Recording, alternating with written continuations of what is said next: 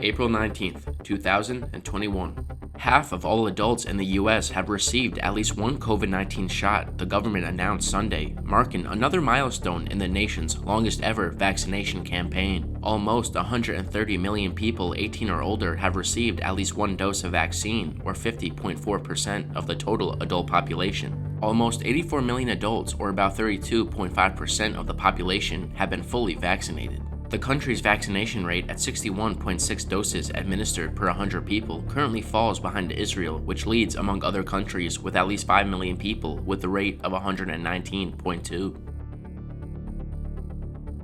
Associates of imprisoned Russian opposition leader Alexei Navalny called Sunday for massive protests in the heart of Moscow and St. Petersburg. They claim Navalny's health is deteriorating severely during a hunger strike and he may not survive. A top strategist for Navalny said the demonstrations were called with 3 days' notice because his life hangs in the balance. Вы видите это прямо сейчас. И как бы не хотелось абстрагироваться, не думать об этом, поменять тему, это не отменит того факта, что Алексея Навального убивают страшным способом на глазах у всех нас. Hundreds of Palestinians clashed with Israeli police by the Damascus Gate of the Old City of Jerusalem on Sunday night during protests against restrictions in the area.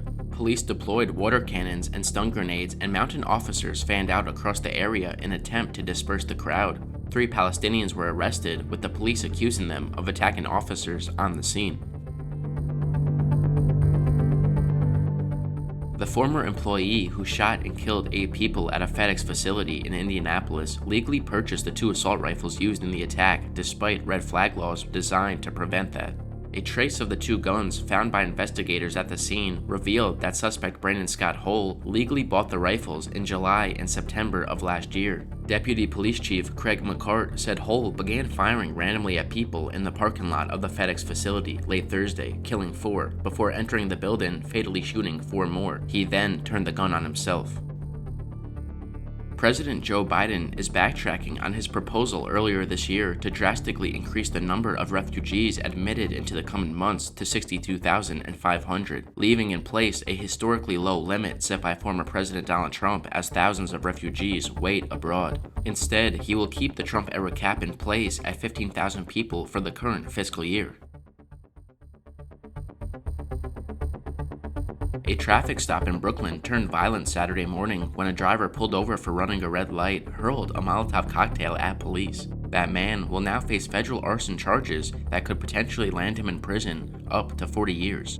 Law enforcement sources identified Lionel Virgil as the driver accused of evading police twice and throwing the harmful substance at several officers.